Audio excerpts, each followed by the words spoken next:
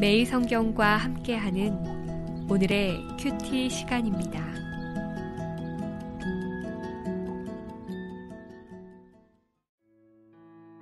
(11월 18일) 오늘의 말씀은 사사기 8장 22절에서 35절입니다.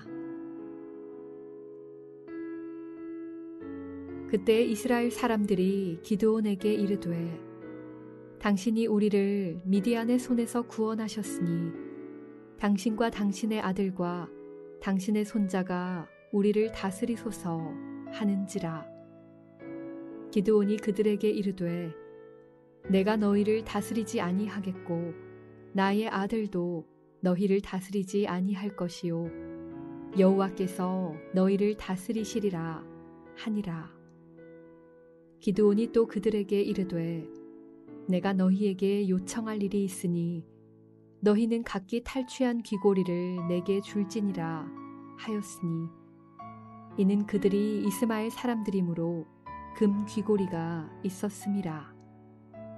무리가 대답하되 우리가 즐거이 드리리이다 하고 겉옷을 펴고 각기 탈취한 귀고리를 그 가운데에 던지니 기드온이 요청한 금 귀고리의 무게가 금 1700세겔이요 그 외에 또 초승달 장식들과 폐물과 미디안 왕들이 입었던 자색 의복과 또 그 외에 그들의 낙타목에 둘렀던 사슬이 있었더라. 기드온이 그 금으로 에봇 하나를 만들어 자기의 성읍 오브라에 두었더니 온 이스라엘이 그것을 음란하게 위함으로 그것이 기드온과 그의 집에 올무가 되니라. 미디안이 이스라엘 자손 앞에 복종하여 다시는 그 머리를 들지 못하였으므로 기드온이 사는 40년 동안 그 땅이 평온하였더라. 요아스의 아들 여룻바알이 돌아가서 자기 집에 거주하였는데 기드온이 아내가 많으므로 그의 몸에서 낳은 아들이 70명이었고 세겜에 있는 그의 첩도 아들을 낳았으므로 그 이름을 아비멜렉이라 하였더라. 요아스의 아들 기드온이 나이가 많아 죽음에 아비에셀 사람의 오브라에 있는 그의 아버지 요아스의 묘실에 장사되었더라. 기드온이 이미 죽음에 이스라엘 자손이 돌아서서 바알들을 따라가 음행하였으며 또 바알 브릿을 자기들의 신으로 삼고 이스라엘 자손이 주위의 모든 원수들의 손에서 자기들을 건져내신 여호와 자기들의 하나님을 기억하지 아니하며 또 여룻바알이라 하는 기드온이 이스라엘에 베푼 모든 은혜를 따라 그의 집을 후대하지도 아니하였더라. 사사기 8장 22절에서 35절 말씀을 함께 묵상하겠습니다. 미디안과의 전쟁이 끝난 후에 이스라엘 사람들이 기드온에게 와서 기드온이 미디안의 손에서 이스라엘을 구했으니 기드온과 그 아들과 그 손자가 자기들을 다스려달라고 간청합니다. 이에 기드온은 자기 자신도 자신의 아들도 이스라엘을 다스리지 않고 오직 여호와께서 이스라엘을 다스릴 것이라고 하였습니다. 하지만 기드온은 이스라엘 백성에게 탈취한 금 귀고리를 가져오라 하였고 백성들은 금 귀고리를 기쁜 마음으로 기드온에게 바쳤습니다. 이렇게 해서 모은 금 귀고리가 금 1700세겔이었으며 그 외에 초승달 장식들과 폐물과 미디안 왕들이 입었던 자색 의복과 낙타목을 둘렀던 사슬이었습니다. 여기서 우리는 이스라엘 백성과 기드온의 심각한 영적 문제를 확인할 수 있습니다.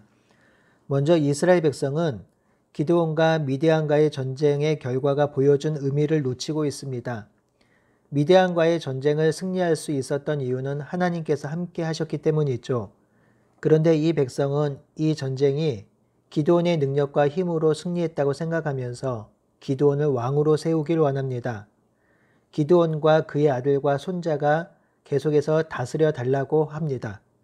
이 말은 세습 왕조의 창설을 요청하는 말입니다. 사실 기드온을 왕으로 삼으려는 이스라엘 백성의 마음도 이해가 되긴 합니다. 미디안의 압제로 인한 고통이 너무나도 컸기에 13만 5천 명의 대군을 이긴 기드온이 왕이 되는 것이 얼마나 복되고 기쁜 일인지 생각했겠지요. 하지만 이스라엘의 왕은 누구인가요? 바로 하나님입니다.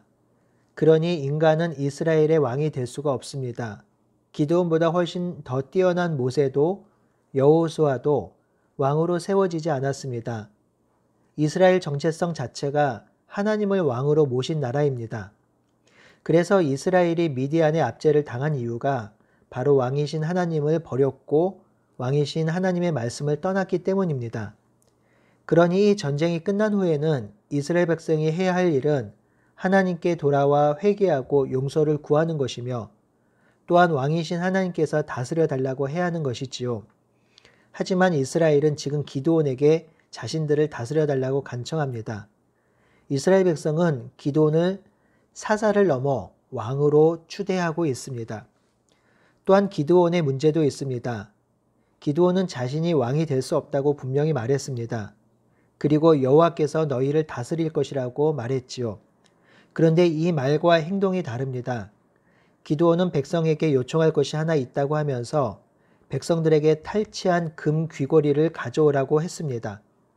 24절에 보니 이스마엘 사람들의 금 귀걸이를 가져왔다고 기록하죠. 미디안을 이겼는데 이스마엘이 여기서 나온 이유는 그들이 서로 이복 형제지간이기 때문입니다. 미디안은 아브라함의 후처 그두라의 후손이고요. 이스마엘은 애굽 여종 하갈에게서 난 아들입니다. 그러니까 미디안과 이스마엘은 이복 형제지간이며 그래서 성경에서는 이 족속이 혼용되어 사용되기도 합니다. 그래서 이스마엘 사람의 금고리를 가져왔다고 하는 것이죠. 여러분, 탈취한 금고리는 전리품입니다. 가나안 정복 전쟁에서 탈취품, 전리품은 하나님의 것이죠. 가나안의 정복 전쟁, 두 번째 아이성 전쟁을 기억하시죠? 이 전쟁에서 대패를 하는데요. 그 이유가 여리고성 전투에서 생긴 전리품을 아간이 숨긴 것입니다. 이 전쟁은 하나님이 하시는 전쟁이기 때문에 전리품은 하나님의 것입니다.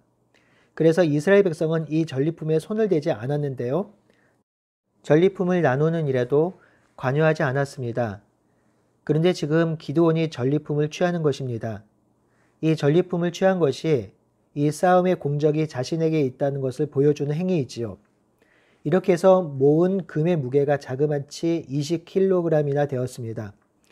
또한 전리품 안에는 세바와 삶은 날을 죽이고 얻은 초승달 목걸이도 있었습니다.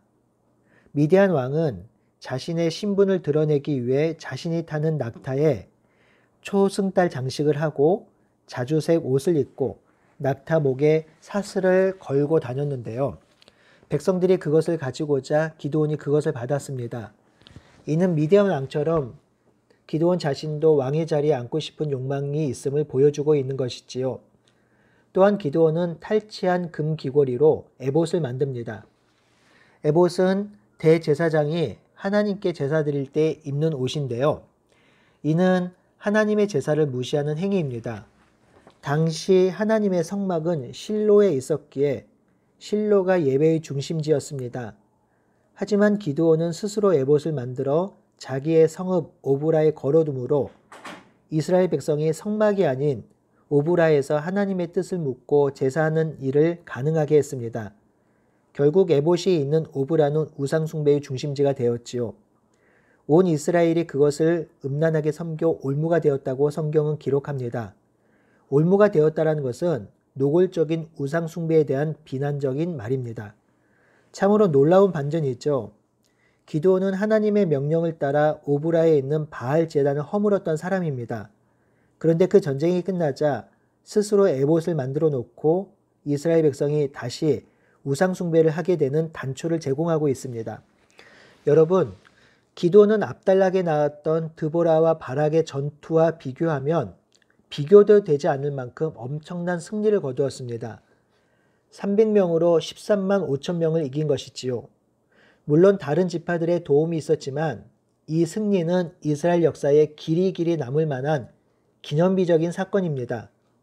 그런데 기드온은 바락과 드보라처럼 승전가를 부르거나 예배하지 않아요. 어떤 기념비도 세우지 않습니다.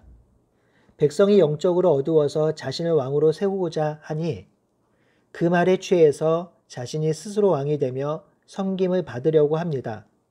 그러다 보니까 백성들을 옳은 길로 인도하지 못하고 오히려 우상숭배의 자리로 인도하는 엄청난 범죄를 하게 되는 것이죠. 사사기 기자는 기드온의 악한 모습을 계속해서 기록하고 있습니다. 기드온은 아내를 많이 두었고요. 그 아내에게서 낳은 아들이 70명이나 되었습니다. 뿐만 아닙니다. 세겜 여인을 첩으로 두었습니다. 이 세겜 여인은 가나안 여인이었을 것입니다. 하나님께서 금하신 이방인과의 혼인도 기드온은 마다하지 않았습니다. 또한 이 여인에게서 난 아들의 이름을 아비멜렉으로 지었지요. 아비멜렉의 이름의 뜻은 내 아버지는 왕이시다 라는 뜻입니다. 여기서 내 아버지가 기드온인지 아니면 하나님을 뜻하는지 정확히 알 수 없지만 기드온은 왕으로서의 삶을 살아가고 있는 것이 분명합니다. 기드온이 죽자 33절에 이스라엘은 다시 바알을 따라 음행하였고 바알브릿을 자기 신으로 삼았습니다. 이 바알은 기드온이 허물었는데 또다시 바알 신상을 세우고 바알을 섬기게 되었습니다. 성도 여러분, 기드온과 그의 백성이 왜 이렇게 악한 길로 빠졌을까요? 사사기 기자는 34절에 그 이유를 설명합니다. 이스라엘 자손이 주위의 모든 원수들의 손에서 자기를 건져내신 여호와 자기들의 하나님을 기억하지 아니하였다고 전합니다. 영적인 문제, 영적인 타락의 출발은 하나님을 기억하지 않는 것입니다. 또한 35절에 보니까 이스라엘 백성이 여룻바알이라 하는 기드온과 그의 집을 후대하지 않았다고도 기록하지요. 기드온을 통해 구원을 베푸신 것을 잊었다라는 것입니다. 이 백성은 하나님이 미디안으로부터 구원시켜 주신 것을 잊은 것입니다. 그리고 하나님이 베푸신 은혜도 잊었습니다. 그 대신 바알을 섬긴 것이지요. 어떻게 13만 5천 명의 군대를 이기고 승리와 구원을 베푸신 것을 잊을 수 있을까? 어떻게 그 은혜를 버릴 수 있을까 하는 생각이 들기도 하지요. 그런데 잘 생각해 보면 우리는 더 심할 때가 있습니다. 우리에게 베풀어 주신 구원은 13만 5천 명의 군대를 이긴 정도가 아니라 자기의 아들을 보내심으로 베푸신 구원입니다. 그런데 우리는 그 하나님의 놀라운 구원의 은혜를 종종 잊습니다. 그리고 당장 어렵고 힘든 일 때문에 하나님을 원망하기도 하며 나태한 신앙생활을 하기도 합니다. 신앙이 무너지고 영적 침체를 겪는 일은 하나님이 하신 일 그리고 그가 베푸신 일을 잊으면 언제든지 찾아올 수 있습니다. 누구에게나 찾아올 수 있습니다. 하나님과 교제하지 않고 하나님의 말씀을 거부하면 영적 침체와 타락은 언제든지 우리가 경험할 수 있는 것들입니다. 사랑하는 성도 여러분, 기드온의 삶을 우리의 삶 가운데 잘 적용하며 살아갑시다. 그 놀라운 능력으로 13만 5천 명을 이겼던 기드온도 하나님을 기억하지 못하자 하나님을 떠날 수밖에 없었고 영적인 타락과 침체 가운데 놓일 수밖에 없었습니다. 그것이 우리 인간의 연약함인 것이지요. 그러니 우리는 날마다 하나님이 베푸신 구원을 그리고 인도하심을 기억하며 그것을 마음에 새겨야 할 것입니다. 그것이 하나님의 백성으로 이 땅에서 풍성한 삶을 누릴 수 있는 출발이며 기초가 되는 것이지요. 오늘도 주님과 동행하는 저와 여러분들이 되시기를 간절히 바라고 소원합니다. 아멘.